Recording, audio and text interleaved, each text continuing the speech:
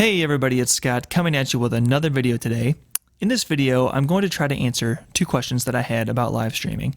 And they're questions that I don't necessarily know the answer to, but I'm going to just kind of try to figure it out here on the fly as I record.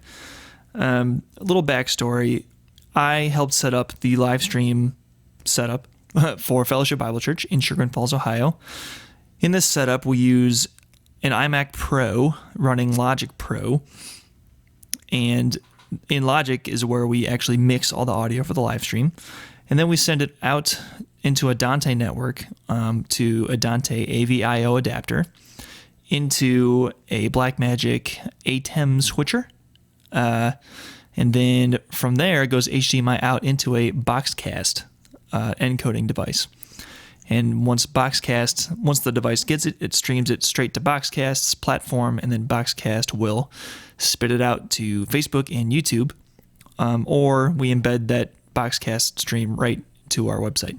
So that's how that all works. That was kind of a really big summary. Hopefully that made sense to you. But what I've noticed is that the audio that you hear in the live stream sounds way different than what it sounds like when we are monitoring it in our mixing station. So I wanted to try to get to the bottom of that.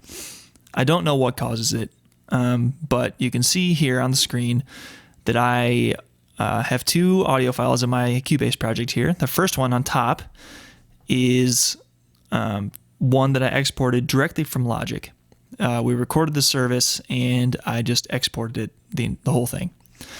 The one on bottom is the one that I downloaded after the live stream had been completed, and I just ripped the audio out of the live stream and I stuck it into this project just so I could do this comparison video.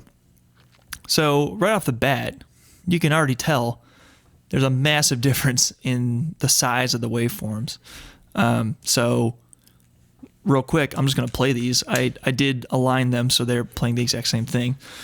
So first off, here is the export from Logic. Oh, and before I do this, keep criticisms of the mix to yourself, please.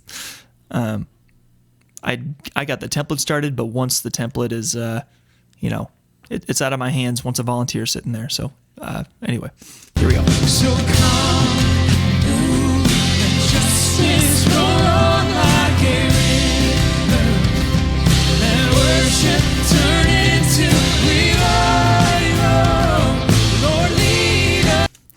So it's decently loud. I'm around -11 LUFS, which is essentially, that's pretty much where I put it in the mix template. I really tried to squash it because I knew that we were losing tons of level in the stream somewhere in the chain.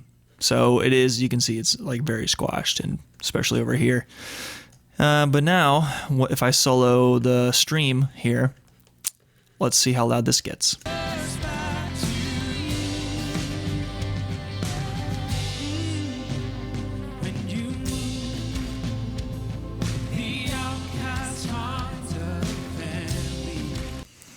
So it's pretty quiet. I think it would get up to -24 in the chorus. Oops, gotta reset it here.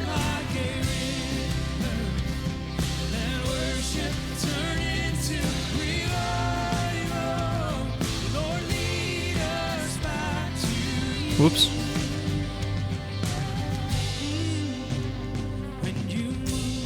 Anyway, -25. That's really quiet. So that got me thinking. When I first saw that, I thought, well, I know in the United States, TV broadcasts are normalized to -24 LUFS. I thought maybe Boxcast is doing that on their platform. Even though it's an internet streaming provider, maybe for some reason they're normalizing to -24. So I started chatting with someone from their customer support team on their website, and I asked him if they were doing that. And he said no, the Boxcast device should just pass through all the audio it gets and shouldn't be doing anything to it. So I kind of threw that one out, threw that theory out the window. The other thought I had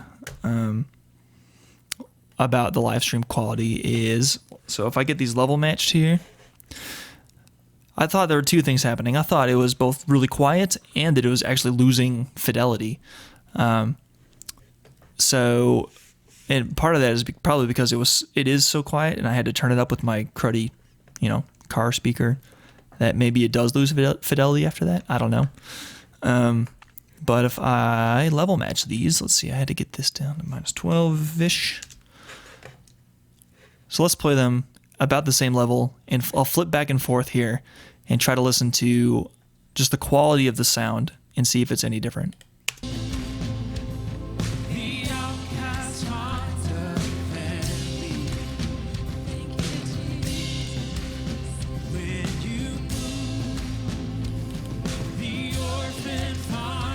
Drop it down a little bit more.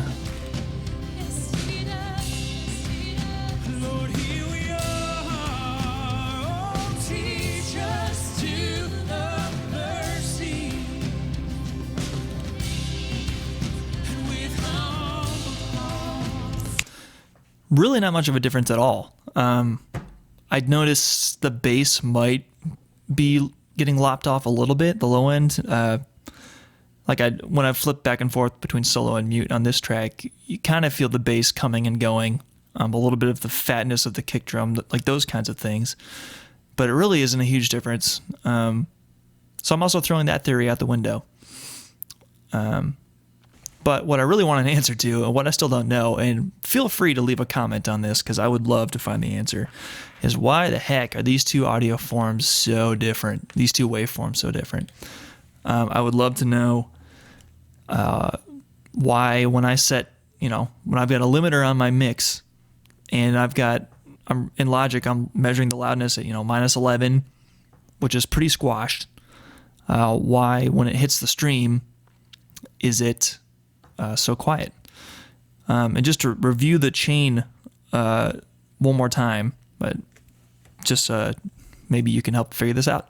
It's an iMac Pro, and then the audio from Logic goes out into Dante.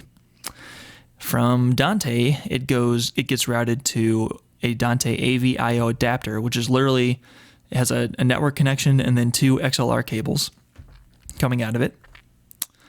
And then from there, it gets plugged into the XLR inputs on a Blackmagic ATEM switcher.